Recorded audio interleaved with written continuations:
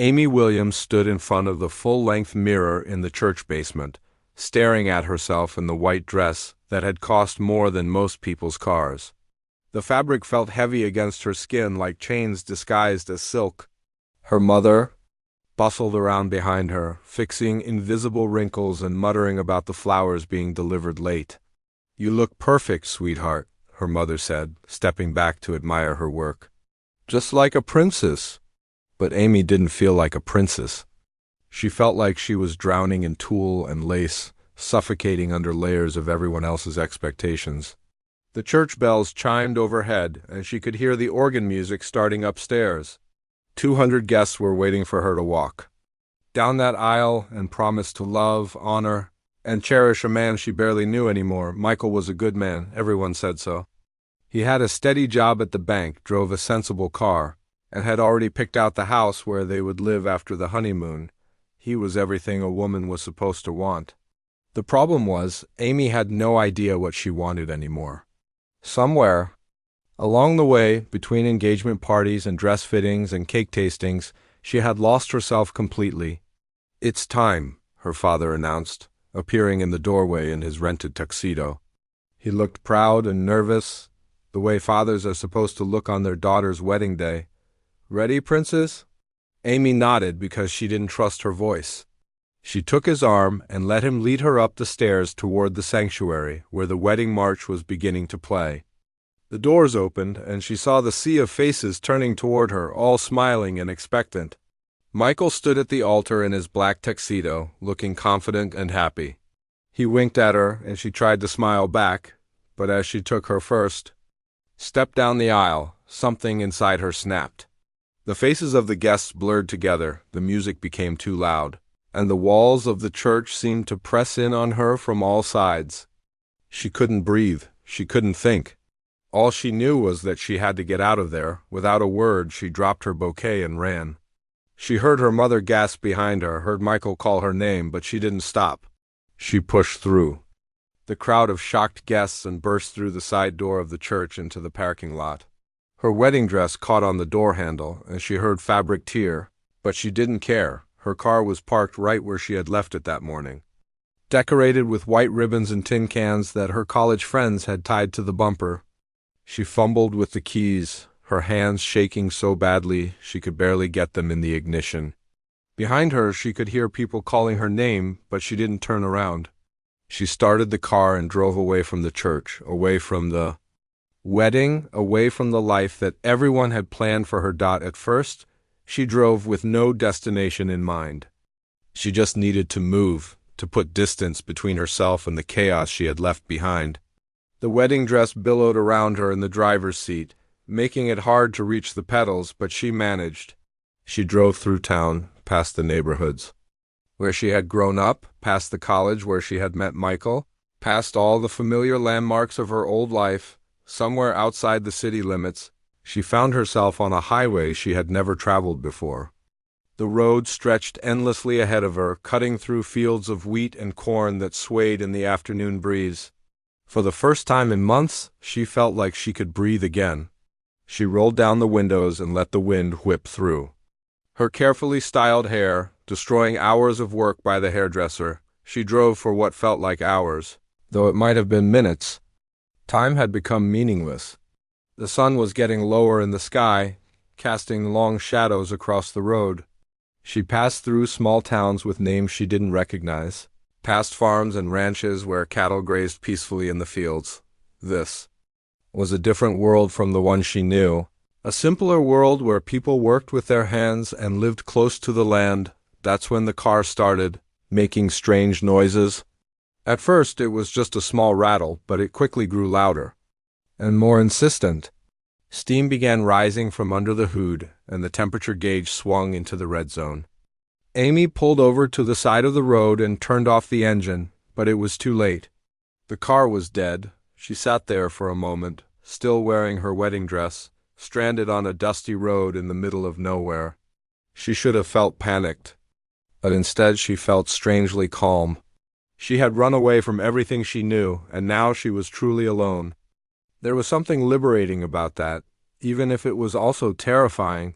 She got out of the car and looked around. The road stretched in both directions, empty of traffic.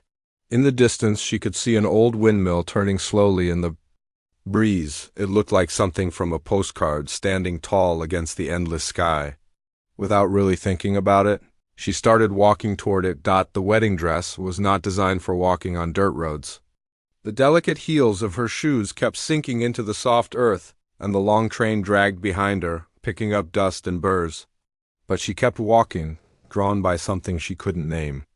Maybe it was the windmill itself, or maybe it was just the need to keep moving, to put as much distance as possible between herself and the life she had abandoned.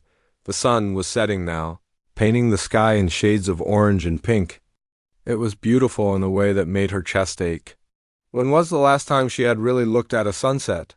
When was the last time she had done anything just because it made her feel alive? By the time she reached the windmill, she was exhausted.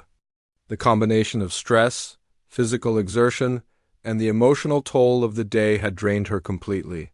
She sat down in the shade of the old structure, her wedding dress spread around her like the petals of a wilted flower.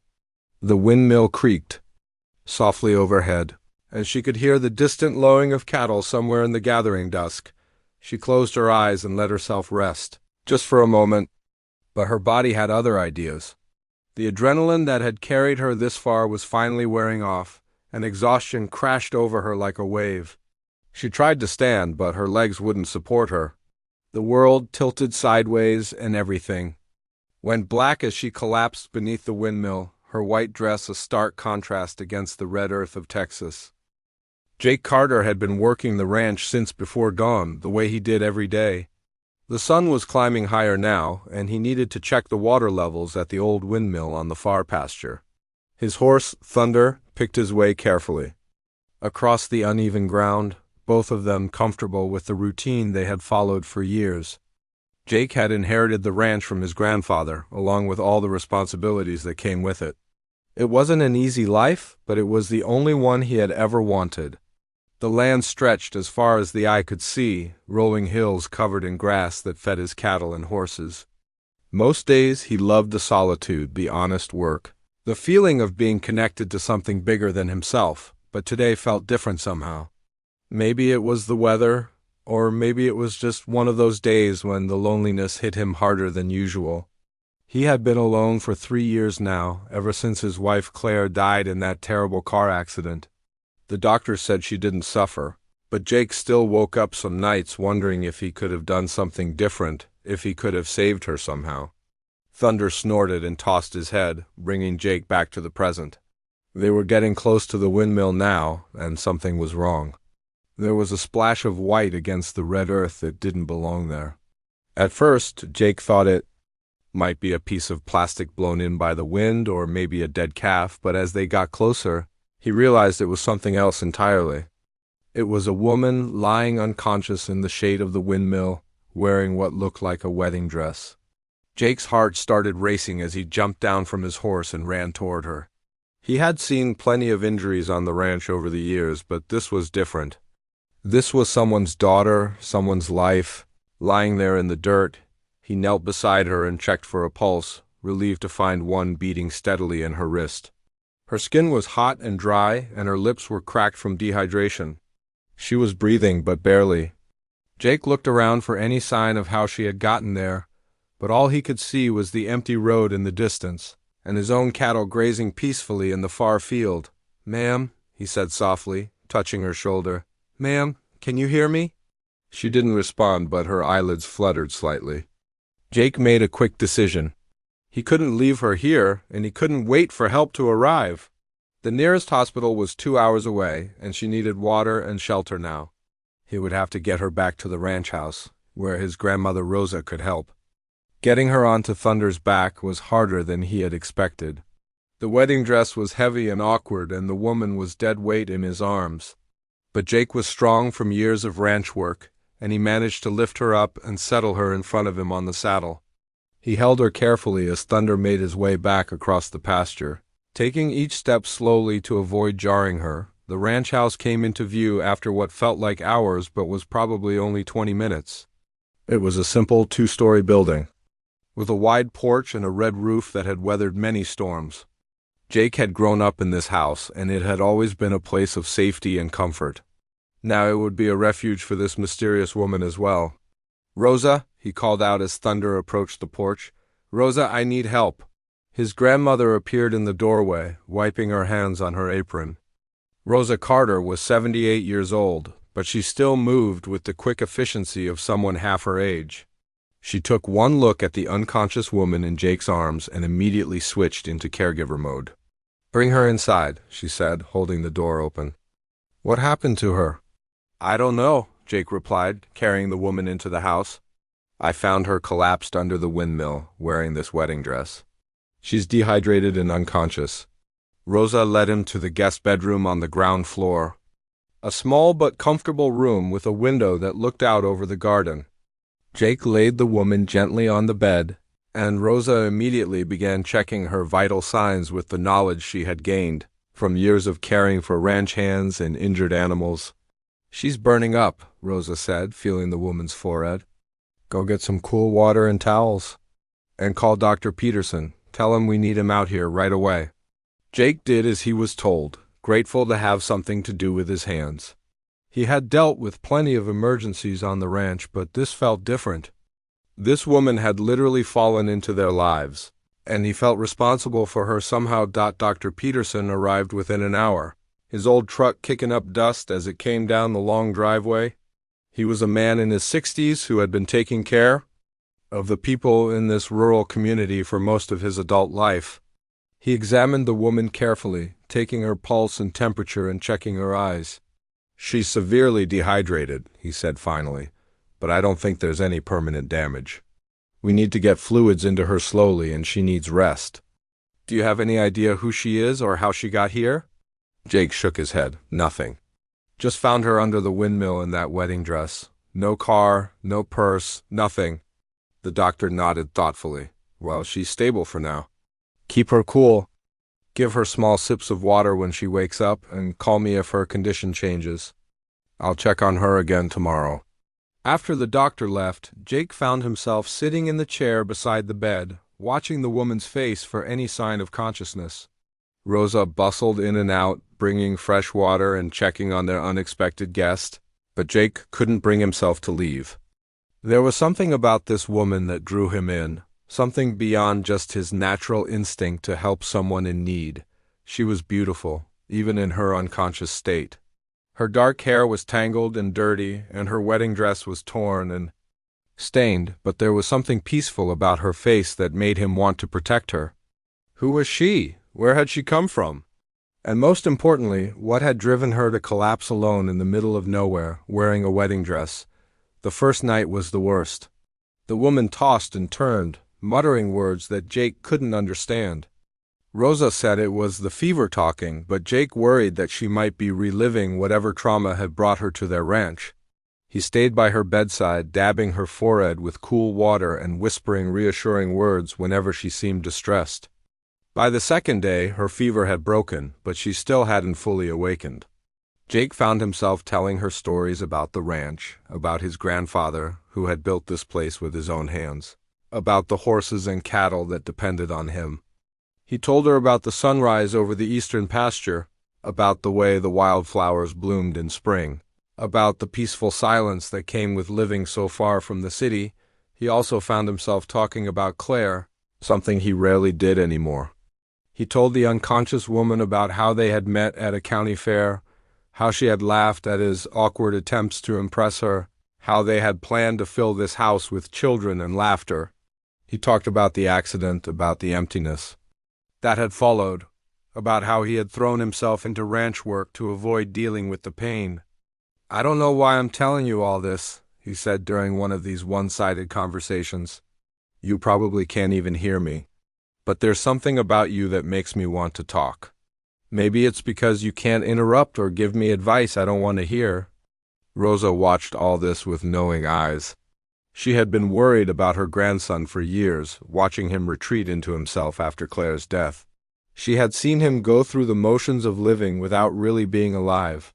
But now, with this mysterious woman in their house, she saw something in Jake that had been missing for too long. Hope. On the third day, the woman's eyes finally fluttered open. Jake was dozing in the chair beside her bed when he heard her speak, just a whisper of sound that made him jolt awake. "Water," she said, her voice barely audible. Jake was immediately alert, reaching for the glass of water that Rosa had left on the nightstand. He helped her sit up carefully, supporting her with one arm while she sipped slowly from the glass. She looked around the room with confused eyes, taking in the unfamiliar surroundings. "Where am I?" she asked, her voice stronger now. "You're safe," Jake said, the first words he had spoken to her while she was conscious. "You're at the Carter Ranch. I'm Jake, and this is my grandmother's house. I found you collapsed under the windmill 3 days ago." The woman looked down at herself, seeming to notice the wedding dress for the first time. Her face crumpled, and Jake saw tears forming in her eyes. "I ran away," she whispered. "I ran away from my wedding." Jake felt his heart clench at the pain in her voice. Whatever had driven her to flee her own wedding, it had been serious enough to make her risk everything. He wanted to ask her more questions, but something in her expression told him that she wasn't ready to talk about it yet. "What's your name?" he asked gently. She hesitated for a moment, as if she wasn't sure she wanted to tell him. Then she looked into his eyes and seemed to find something there that reassured her. "Amy," she said finally. "My name is Amy." And with that simple exchange, Jake knew that his life had just taken a turn he never could have anticipated. This woman, this Amy, had fallen into his world like a meteor from space, and he had the feeling that nothing would ever be the same again. Amy slept for another full day after that first conversation, but this time it was a natural, healing sleep instead of the fevered unconsciousness that had worried Jake so much. When she woke up the next morning, sunlight was streaming through the guest room window, and she could hear the gentle sounds of ranch life outside. Chickens clucking in the yard, cattle lowing in the distance, and the steady rhythm of someone chopping wood. She sat up slowly, testing her strength. Her body still felt weak, but her mind was clearer than it had been in days. The wedding dress was wrinkled and stained beyond repair, but Rosa had left some clean clothes folded on the chair beside her bed. Simple clothes, practical clothes, a pair of jeans, a soft cotton shirt, and some comfortable boots that looked like they might fit her. Amy changed carefully, her muscles protesting with each movement.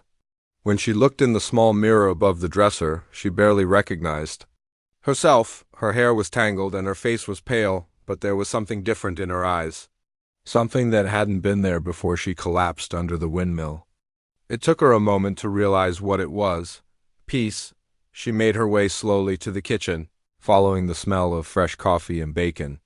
Rosa was standing at the stove, humming quietly to herself as she cooked breakfast.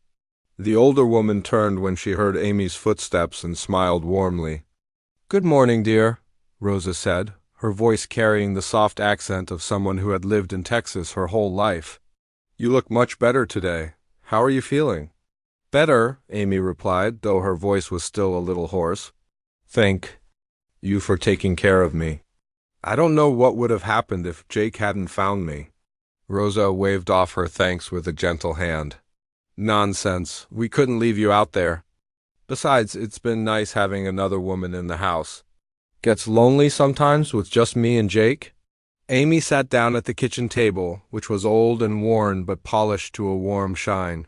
Through the window she could see Jake working in the barn, his movements efficient and sure as he tended to the horses. He looked up and saw her watching, raising his hand in a small wave that made her heart skip in an unexpected way. "He's a good man, my Jake," Rosa said, noticing where Amy's attention had gone. "Been through a lot, but he's got a good heart." Over the next few days, Amy slowly began to recover her strength. Rosa wouldn't let her do any heavy work, but she found small ways to help around the house. She helped with the cooking, fed the chickens, and even learned to gather eggs from the henhouse. It was simple work, but it felt more meaningful than anything she had done in her old life. Jake was patient and kind, never pushing her to talk about what had happened, but always available when she needed someone to listen. He would sit with her on the porch in the evenings, both of them watching the sunset paint the sky in brilliant colors. Sometimes they talked, And sometimes they just sat in comfortable silence. It was during one of these quiet evenings that Amy finally began to open up about her story.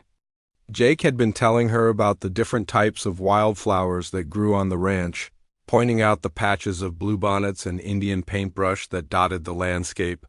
"It's beautiful here," Amy said quietly. "So peaceful." "I can't. Remember the last time I felt this calm?" Jake looked at her curiously. "What was your life like before?" "You don't have to tell me if you don't want to, but I've been wondering what could make someone run away from their own wedding." Amy was quiet for a long moment, gathering her thoughts. "I was living someone else's life," she said finally. "I had a job I didn't like in a city I didn't love, engaged to a man I barely knew anymore. Everyone kept telling me how lucky I was, how perfect everything was supposed to be, but I felt like I was suffocating." She told him about the pressure from her family, about the wedding plans that had taken on a life of their own, about standing at the altar and realizing that she was about to make the biggest mistake of her life. Jake listened without judgment, occasionally asking gentle questions, but mostly just letting her talk. "I don't even know who I am anymore," Amy admitted. "I spent so long trying to be what everyone else wanted that I lost myself completely. The only time I felt truly alive was when I was driving away from that church, even though I had no idea where I was going." Jake nodded slowly. "I think I understand that feeling," he said. "After my wife died, I went through a period where I felt like I was just going through the motions. Working, eating, sleeping, but not really living." This was the first time Jake had mentioned his wife directly to Amy, and she could hear the pain in his voice even after all these years. "What was she like?" Amy asked gently. Jake's face softened as he thought about Claire. "She was everything I wasn't," he said. "Outgoing, funny, always ready for an adventure. She grew up in the city, and everyone said she'd never be happy on a ranch, but she loved it here." She said the wide open spaces made her feel free. He told Amy about how they had met at a county fair, how Claire had been visiting her cousin, and decided to enter the barrel racing competition on a whim. She had never been on a horse before, but she was determined to try. Jake had been there with his own horse, and when Claire's borrowed mount had gotten spooked, Jake had stepped in to help. "She was so embarrassed," Jake said, smiling at the memory, "but she got right back on that horse and finished the race. Came in dead last, but she was grinning like she'd won the whole thing. That's when I knew I was in love with her." Amy could hear the love in his voice, but also the grief that still lived alongside it. "How long were you married?" 5 years, Jake said. "We were planning to start a family, had even picked out names for our kids.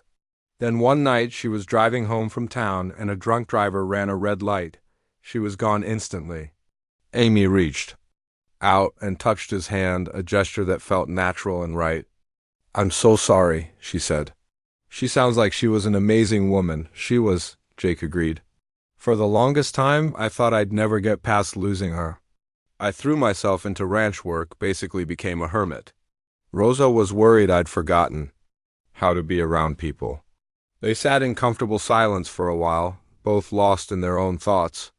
Amy realized that she and Jake had both been running from something in their own ways. She had been running from a life that wasn't hers, and he had been running from the pain of losing the life he'd loved. "What made you want to keep going?" Amy asked eventually. Jake thought about it for a moment. "This place, I guess," he said, gesturing to the ranch around them. "My grandfather built this ranch with his own hands, and my father kept it going after him. It felt like giving up on the ranch would be giving up on all of them. And Claire loved it here. Abandoning it would have been like abandoning her memory." He nodded, understanding more than she had expected to. "I never had anything like that," she said. "Something that felt like it was truly mine. I mean, everything in my life was chosen by someone else or done because it was expected of me." "What about now?" Jake asked. "What do you want to do now?" It was a simple question, but Amy realized that no one had ever asked her that before. Not really.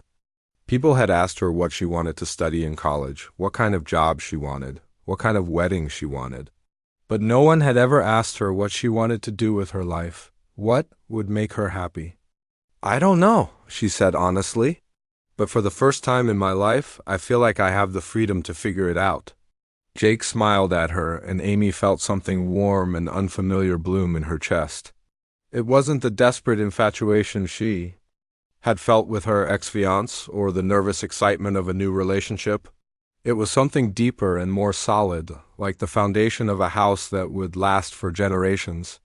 You know, Jake said, you're welcome to stay here as long as you need to. Rosa loves having you around, and there's always more work to do on a ranch than one person can handle. Amy felt tears prick her eyes, but they were good tears this time. Are you sure? I don't want to impose. You're not imposing, Jake said. Firmly, you're helping.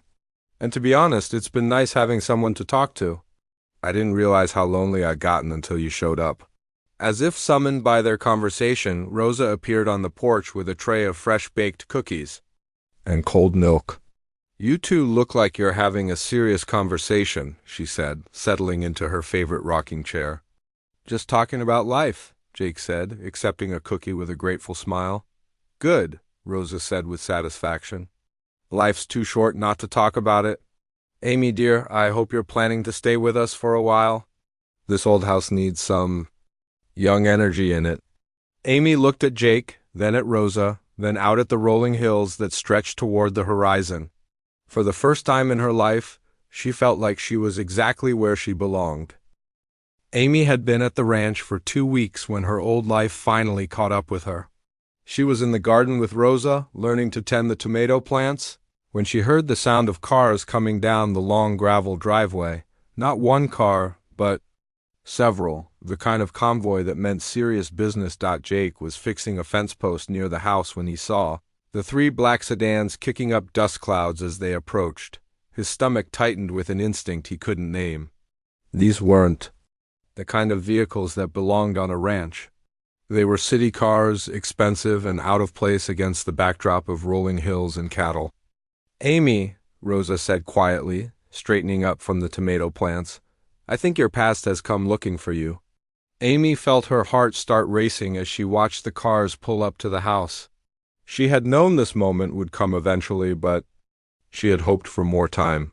More time to figure out who she was, more time to understand the feelings that had been growing between her and Jake, more time to decide what kind of life she really wanted, the first person to get out of the lead. Car was her mother, Linda Williams.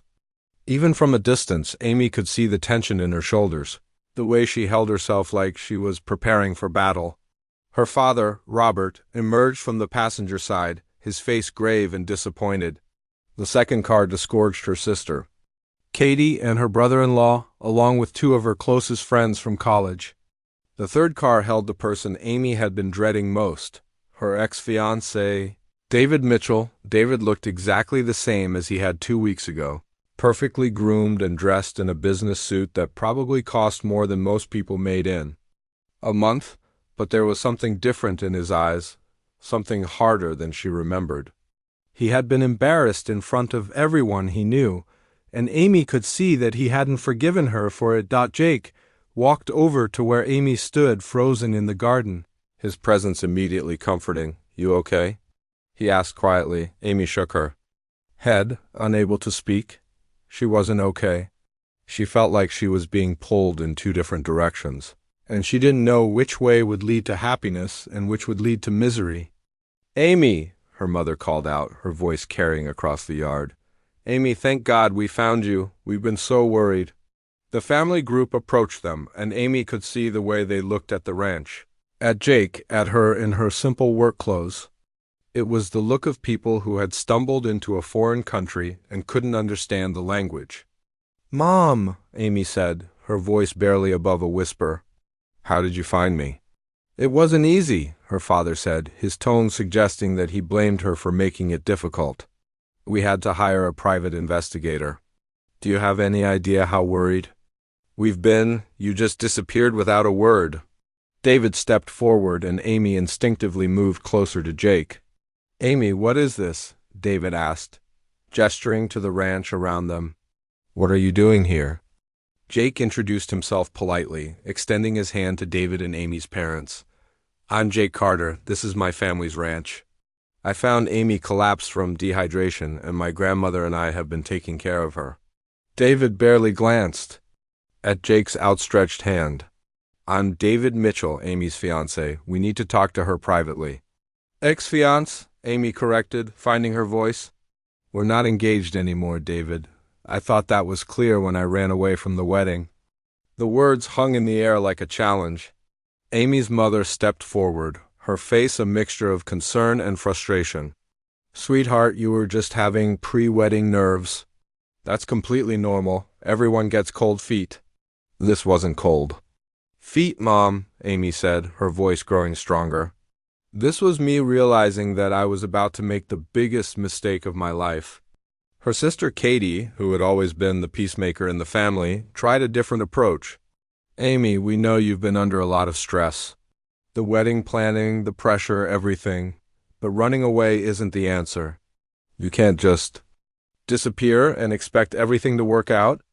Amy looked around at all the familiar faces, people who had been part of her life for years. But standing there in the garden where she had found peace, surrounded by the wide open spaces that had made her feel free, she realized that she barely recognized herself in their eyes. They saw the old Amy, the one who had always done what was expected of her. They couldn't see the woman she was becoming. I'm not running away, Amy said. I'm trying to figure out who I am. David stepped closer, his voice taking on the persuasive tone she remembered from their relationship. Amy, be reasonable. You can't just throw away everything we built together because you're having some kind of crisis. I've already rescheduled the wedding. We can work through this. Rescheduled? Amy stared at him in disbelief. David, I told you I don't want to marry you. I can't marry you. We barely know each other. Anymore. That's ridiculous, David said, his patience starting to fray. We've been together for 2 years. We have a future planned. You can't just walk away from that. Amy felt Jake's hand brush against hers, a small gesture of support that gave her strength. But when she looked at him, she saw something in his eyes that made her heart sink. He was pulling away from her. She could feel it. Maybe they're right, Jake said quietly, so only she could hear. Maybe you do belong in that world. This is a hard life, Amy. You're used to comfort, to security. You don't know what it's like? To struggle. Amy felt like Jake had just slapped her. You don't think I belong here? Jake looked at her family, at their expensive clothes and their obvious wealth, and then back at Amy. I think you deserve better than this, he said. Better than a broke rancher who can barely keep his head above water. That's not your decision to make, Amy said, her voice rising. And it's not theirs either. Her mother stepped between them, her voice taking on the authoritative tone Amy remembered from childhood. Amy, enough. You've had your adventure, and I'm sure it's been therapeutic or whatever, but it's time to come home. People are talking. The whole town knows about the wedding. We need to fix this. Fix what? Amy asked. Fix the fact that I finally stood up for myself? Fix the fact that I chose my own happiness over everyone else's expectations? You're being selfish, her father said, his disappointment clear. Do you know how much money we've already spent on this wedding? How many people we've inconvenienced? Your mother has been planning this for months. Amy felt the familiar weight of guilt settling on her shoulders, the same guilt that had kept her trapped in her old life for so long. But then she looked at Jake, at Rosa, who was watching from the porch with worried eyes, at the ranch that had become her sanctuary, and she felt something inside her rebel against that guilt. I'm not going back, she said firmly. I'm sorry if that disappoints you, but I'm not going back to that life. David's face hardened. You're throwing away everything for what? A cowboy you've known for 2 weeks? Amy, this is insane. Maybe it is, Amy said, but it's my choice to make.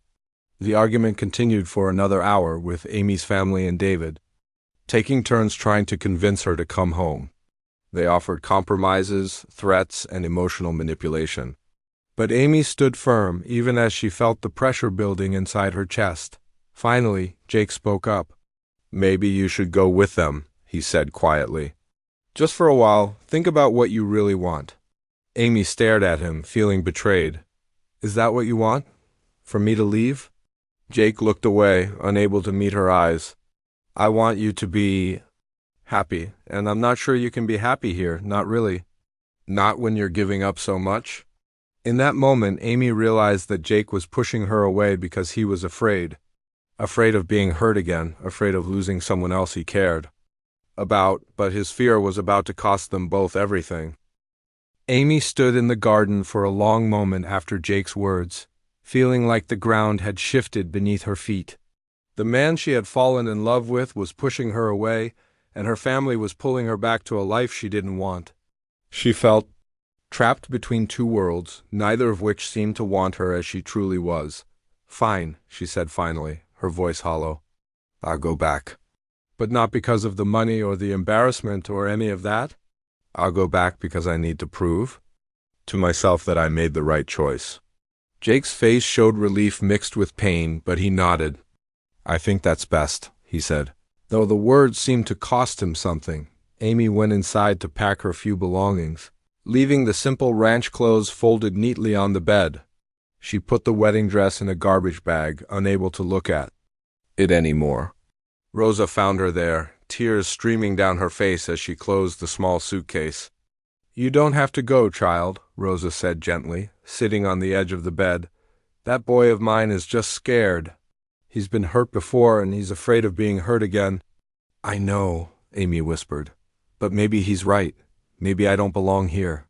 Rosa took Amy's hands in her weathered ones. I've lived on this ranch for 50 years, and I've never seen my grandson smile the way he does when he's with you. That boy has been dead inside since Claire died, but you brought him back to life. Don't let fear win. Amy hugged the older woman, breathing in the scent of flower and lavender that always clung to her apron. I have to go, she said, but I'll never forget what you both gave me. For the first time in my life, I felt like I belonged somewhere. The drive back to the city was silent and tense. Amy rode with her parents, staring out the window at the landscape that had become so familiar.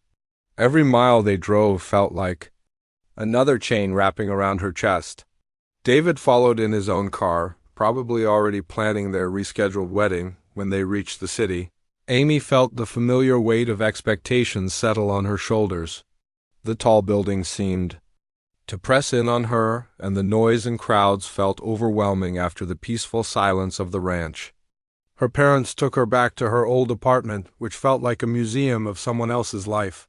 Get some rest, her mother said, smoothing Amy's hair like she used to when Amy was a child. Tomorrow we'll start planning the new wedding date. Everything will be back to normal soon.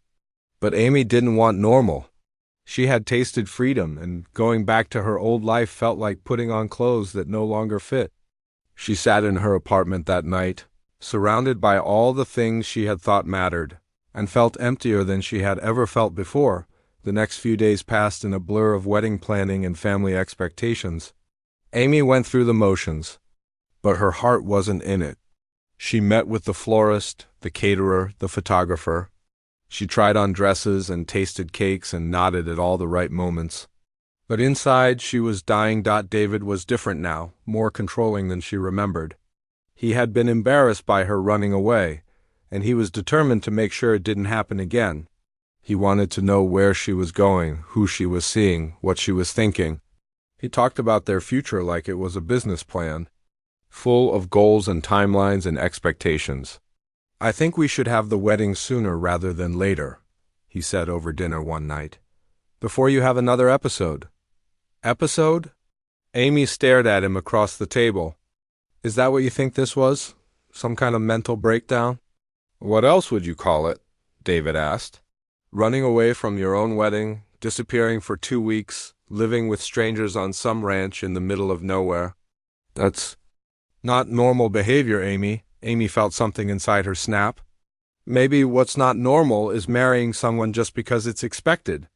Maybe what's not normal is spending your whole life trying to please other people instead of being true to yourself. Being true to yourself is a luxury, David said dismissively. Adults make practical decisions. They think about the future, about security, about building something lasting. Amy thought about Jake, about the way he had looked at her when he Talked about the ranch his grandfather had built with his own hands. That was lasting. That was real. What she had with David was just an arrangement, a merger of compatible lives. She made it through 2 weeks of wedding planning before she couldn't take it anymore. She was sitting in her apartment, looking at fabric samples for table runners, when she realized she couldn't remember the last time she had seen a sunset. In the city, the buildings blocked out the sky, and she was always too busy to notice anyway. She thought about the evenings on the ranch porch, watching the sky turn from blue to pink to purple while Jake told her stories about the land.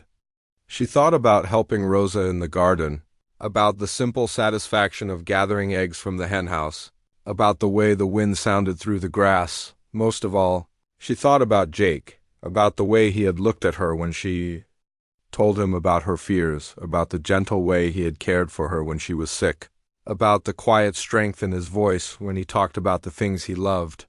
She thought about the moment when he had pushed her away, and she realized that he had been trying to protect her from what he saw as a hard life, but he had been wrong. Life with him wouldn't be hard because of the work or the isolation. It would be hard because they would be building something real together, something that mattered. The realization hit her like a physical blow. She was in love with Jake Carter, and she was about to marry a man she barely liked, let alone loved. She was about to spend the rest of her life in a prison of other people's expectations, and for what? Money? Status? Her mother's approval? Amy stood up from the table, scattering fabric samples across the floor. She walked to her closet and pulled out a simple dress, the kind of thing she might have worn to church on the ranch. She packed a small bag with only the essentials, including the boots Rosa had given her. Her mother was in the kitchen when Amy came downstairs with her bag. "Where are you going?" Linda asked, alarm in her voice. "I'm going home," Amy said simply. "This is your home," her mother protested. "Amy, you can't run away again. People will talk." "Let them talk," Amy said, kissing her mother's cheek. "I'd rather have them talk about me living my own life than staying quiet while I waste it." The drive back to the ranch felt like the longest journey of her life. Amy's heart pounded with each mile, terrified that she had waited too long, that Jake had convinced himself he was better off without her, but she had to try. She had to fight for the life she wanted, even if she had to fight for it alone. It was late afternoon when she turned down the familiar gravel driveway. The ranch looked exactly the same, but everything felt different now. This wasn't a place she was running to for shelter. This was home. She found Jake in the barn, brushing down thunder after a long day of work. He looked up when he heard her footsteps, and she saw surprise, hope, and fear chase across his face in quick succession. "Amy," he said, his voice rough. "What are you doing here?" "I came back," she said, her voice stronger than she felt. "I came back because I realized something. You were wrong." Jake set down the brush and faced her fully. "Wrong about what?" "You said I deserved better than this life, better than a struggling rancher. But you're wrong. I don't deserve better than love. Jake, I don't deserve better than honesty and kindness and a man who sees me for who I really am. I deserve exactly this if you'll have me." Jake's face crumpled, and Amy saw all the walls he had built around. His heart started to crack. "Amy, I was scared. I was scared of losing you, so I pushed you away first. I thought if I made the decision for you, it would hurt less." "Did it?" Amy asked, stepping closer to him. "Did it hurt less?" Jake shook his head. It felt like dying all over again. Amy reached out and took his hands, feeling the calluses and scars that told the story of his life. "I broke off the engagement," she said. "Permanently this time. I told them I was choosing my own life, my own happiness. I chose you, Jake. I chose this." Jake pulled her into his arms then, holding her like he was afraid she might disappear again. "I love you," he whispered against her hair. "I've loved you since the moment I found you under that windmill." "I love you too," Amy said, feeling like she was finally, truly home. 6 months later, they were married under the same windmill where their story had begun. Amy wore a simple white dress that she had chosen herself, and Jake wore his best suit with boots that had actually walked on. The land they would share. Rosa cried happy tears as she watched her grandson marry. The woman who had saved him from his loneliness. As they kissed beneath the turning blades of the old windmill, Amy knew she had made the right choice. She had chosen love over comfort, authenticity over approval, and a life that was truly hers over one that looked perfect from the outside. The wind blew across the endless Texas sky, and Amy Carter smiled, knowing she was exactly where she belonged.